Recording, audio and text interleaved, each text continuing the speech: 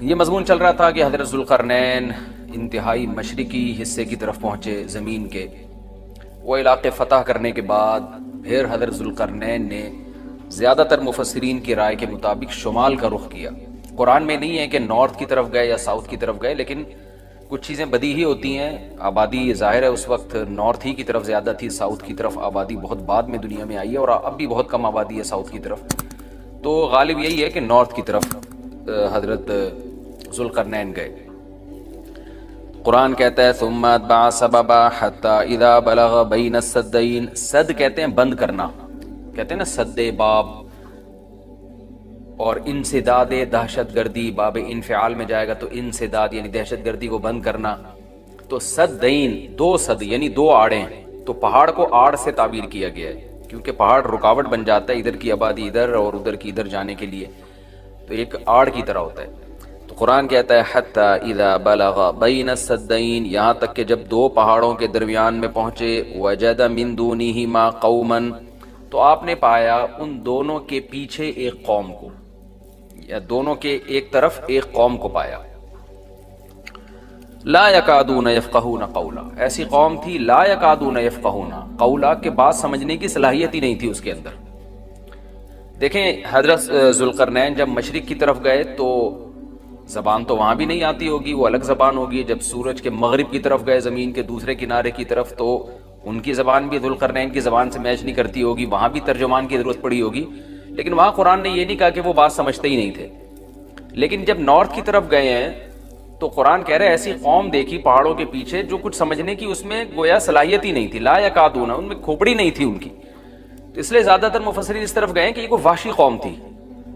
کوئی وحشی قوم ہوتی ہے نا جنگلوں میں جو رہنے والے، جیسے میں نے ایک ولاگ بنایا تھا، مسائی قوم ایک جنگل میں رہتی ہے، تو جنگلی قسم کی قوم تھی، کوئی ہو سکتا ہے پتے وتے جسموں پہ ڈھانپتے ہوں اور بالکل درندوں کی طرح جانوروں کی طرح رہتے ہوں، تو اس ٹائپ کی قوم تھی کہ اوپر کھوپڑی ان کی خالی تھی، بات سمجھنے کی صلاحیت نہیں تھی ان میں۔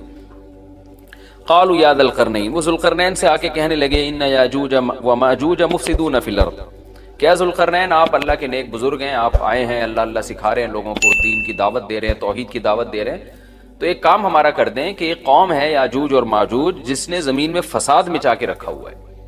اب سوال یہ پیدا ہوتا ہے کہ جب اس قوم میں کچھ سمجھنے کی صلاحیت ہی نہیں تھی تو ان کو یہ کیسے پتہ چل گیا کہ یہ ذوالقرنین اللہ کے نیک بندے ہیں، اور پھر ان سے بات چیت بھی ہوئی اور ذوالقرنین نے ان کو آگے یہ بھی بتایا کہ میں دونوں پہاڑوں کے درمیان سیسا پلائی ہوئی دیوار بنا کے ان پہاڑوں کو بند کر دوں گا، اس میں میرے ساتھ یہ تعاون کرو، تو یہ سب کانورزیشن ہوئی کیسے؟ تو اس کا جواب آسان ہے، ظاہر ہے جتنی بھی بیوقوف قوم ہو کسی نہ کسی طریقے سے، اشاروں سے، ترجمان سے، مختلف طریقوں سے اس کو، تھے تو بہرحال انسان نہ، کوئی گدھے گھوڑے یا کوئی بندر تو نہیں تھے انسان۔ تو قرآن کا منشا صرف یہ ہے کہ ان کے ساتھ ذوالقرنین کو سمجھنے اور سمجھانے میں بہت زیادہ پریشانی ہوئی، تو مقصد صرف یہ بتانا ہے کہ بہت ہی کوئی بیوقوف قسم کی قوم تھی۔ تو باقی قرآن پھر جو واقعے کی تکمیل کے لیے پھر بیچ میں بہت ساری چیزوں کو حذف کر دیتا ہے جو غیر ضروری ہوتی ہیں۔ اب عقل مند یہ بات سمجھ جائے گا کہ ذوالقرنین اور ان کے درمیان جو بات چیت ہوئی، اس میں حضرت ذوالقرنین کو بہت زیادہ مشکلات پیش آئیں، ان کی بات کو سمجھنے میں بھی اور سمجھانے میں بھی۔ تو آگے پھر قرآن جو ہے نا کہ جو ان کا جو بڑا مقصد تھا وہ بہرحال حاصل ہو گیا، وہ اشاروں سے ہوا ہو، وہ کوئی ترجمان کے ذریعے ہوا ہو یا کسی بھی طرح سے ہوا ہو، تو حضرت ذوالقرنین نے بھی کوئی حل نکالا ہوگا نا کہ اس قوم کی بات کو سمجھنے کی ہم کوشش کریں، ان کو بہرحال دین کی دعوت دی ہوگی۔ تو اس اشکال کا جواب تو یہ، کیونکہ قالو کا مطلب یہاں نہیں ہے کہ آئے انہوں نے ذوالقرنین کی زبان میں بات کرنا شروع کر دی، جو بھی اپنی زبان میں جس طرح سے بھی بات کی، چاہے اشارہ سے کی ہو یا ترجمان کے ذریعے کی ہو۔ دوسری بات یہ ہے کہ انہوں نے حضرت ذوالقرنین کی طاقت کا تو اندازہ لگا لیا تھا کہ یہ اتنے پاورفل ایک لشکر کے ساتھ آئے ہیں اور ان کے پاس اتنا اسلحہ ہے، اتنے گھوڑے ہیں، تو یہ ہنرمند ہیں۔ اور آگے ریکویسٹ انہوں نے اس لیے بھی کی کہ حضرت ذوالقرنین کی بزرگی کا بھی ان کو اندازہ ہو گیا۔ دیکھیے اللہ تعالیٰ نے انسان کی نیچر ایسی بنائی ہے کہ جو نیک لوگ ہوتے ہیں نا، ان کی تقوی اور للہیت کا، ان کی بزرگی کا غیر مسلموں پہ بھی اثر پڑتا ہے۔ ہندوستان میں علماء بتاتے ہیں کہ ہندو مسلمان بزرگوں کے پاس آیا کرتے تھے دعا کرانے کے لیے، اب بھی آتے ہیں۔ انڈیا کے بعض علماء نے ہمیں بتایا کہ ہمارے پاس ہندو بھی آتے ہیں اور کہتے ہیں ہمارے لیے دعا کریں اللہ تعالیٰ سے، کیونکہ ایک لاشعوری طور پر انسان کے ذہن میں یہ بات ہوتی ہے کہ بھئی یہ اللہ والا آدمی ہے۔ جیسے یوسف علیہ السلام جب جیل میں تھے تو غیر مسلم یوسف علیہ السلام کے پاس آئے اور کہنے لگے کہ آپ ہمیں خواب کی تعبیر بتائیں. سوال پیدا ہوتا ہے کہ بھئی وہ تو غیر مسلم تھے اور یوسف علیہ السلام نمازی پرہیزگار تھے، تو غیر مسلموں کو کیسے اندازہ ہو گیا کہ یہ خواب کی تعبیر بتائیں گے؟ اس کا جواب یہی ہے کہ لاشعوری طور پر اللہ نے دلوں میں ایک ہیبت ڈالی ہوتی ہے پرہیزگار لوگوں کی، ایک روب ڈالا ہوا ہوتا ہے اور ایک عظمت ڈالی ہوئی ہوتی ہے.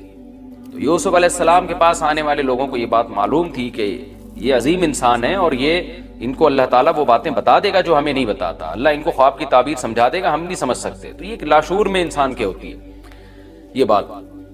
اور بھی اس پہ بہت ساری مثالیں ہیں، لیکن میں پھر وہ ہمارا یہ لیکچر جس کو ہم فوکس کر رہے ہیں وہ رہ جائے گا.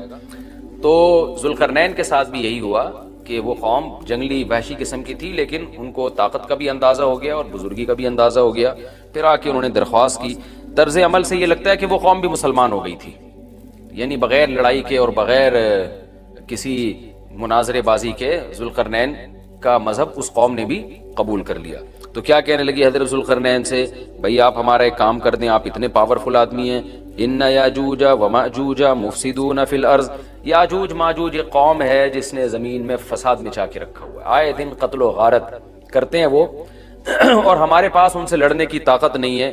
فہل نجعل لک خرجا، کیا ہم آپ کے لیے خرچ بنا سکتے ہیں؟ کچھ اجرت، خرچ کہتے ہیں، خراج کا لفظ آپ نے سنا ہوگا، ٹیکس کو یا اجرت کو. تو ہم آپ کو کمیشن دیں گے اس کا، ہمارے پاس پیسہ بہت ہے، وسائل بہت ہیں، لیکن وہ ٹیکنالوجی ہمارے پاس نہیں ہے جو آپ کے پاس ہے. تو ہم دیکھ رہے ہیں آپ کو اللہ نے ایک بڑی قوت اور طاقت دی ہے، تو پیسہ ہمارے پاس بہت ہے، ہم آپ کو اس کی اجرت دیں گے. آپ نے یہ کرنا ہے کہ علا، اس بات پر ہم آپ کو اجرت دیں گے، تجعل بیننا وبینہم سدا، کہ آپ ہمارے اور ان کے درمیان ایک آڑ بنا دیں، ایک دیوار بنا دیں. یہ بہت بڑی دیوار بنانی پڑے گی اور پہاڑوں کو کہ اس خلا کو ختم کرنا پڑے گا. وہ قوم آ کے ہم پہ حملے کرتی ہے اور ہمارا بہت نقصان کرتی ہے، تو آپ ایک ایسی آڑ بنا دیں جو ہمارے بس میں نہیں ہے. قال ما مکنی فیہ ربی خیر، ذوالقرنین نے فرمایا میرے رب نے جو مجھے ٹھکانہ دیا ہے، طاقت دی ہے، وہ بہتر ہے. کیا مطلب؟ مجھے تمہاری اجرت کی ضرورت نہیں ہے، میرے پاس بہت وسائل ہیں. دیکھیں استغنا بہت بڑی نعمت ہے. سلیمان علیہ السلام کا بھی یہی انداز تھا جب ملکہ سبا نے ہدیے دے کے بھیجا نا، تو سلیمان علیہ السلام نے بھی یہ فرمایا تھا ما آتانی اللہ خیر مما آتاکم، مجھے جو اللہ نے وسائل دیے ہیں وہ تم سے بہت زیادہ ہیں. تو ایسے موقع پہ اس طرح کی بات کرنا یہ تکبر نہیں کہلاتا، بلکہ یہ عین شکر ہے کہ بھئی میں کیوں کسی سے مانگوں. آپ نے بعض دفعہ مالداروں کو دیکھا ہوگا، وہ یہ جملہ کہتے ہیں بھئی ہم کسی کے محتاج نہیں ہیں. تو اس جملے میں اگر اللہ کے شکر کی نیت ہے تو یہ اچھا جملہ ہے، اور اگر نیت ہے دوسرے کو نیچا دکھانا پھر یہ تکبر ہے.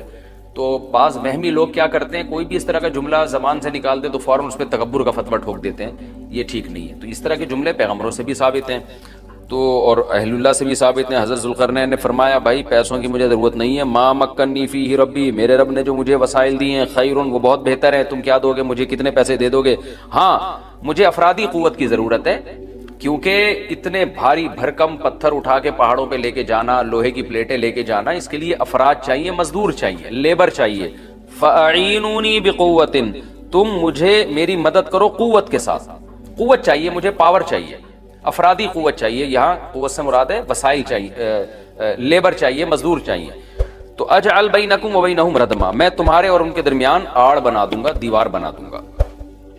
آتونی زبر الحدید، وہ قوت یہ چاہیے کہ دو تم مجھے لوہے کی پلیٹیں، یعنی اوپر چڑھانے میں میری مدد کرو ان کی. تو وہ افراد چاہیے ہمیں بہت بڑی تعداد میں جو لوہے کی پلیٹوں کو لے کے پہاڑوں کے اوپر چڑھیں، اور کوئی بھی اس وقت جو بھی طریقہ انہوں نے اختیار کیا ہوگا، ان پلیٹوں کو ہم دونوں پہاڑوں کے بیچ میں رکھیں گے.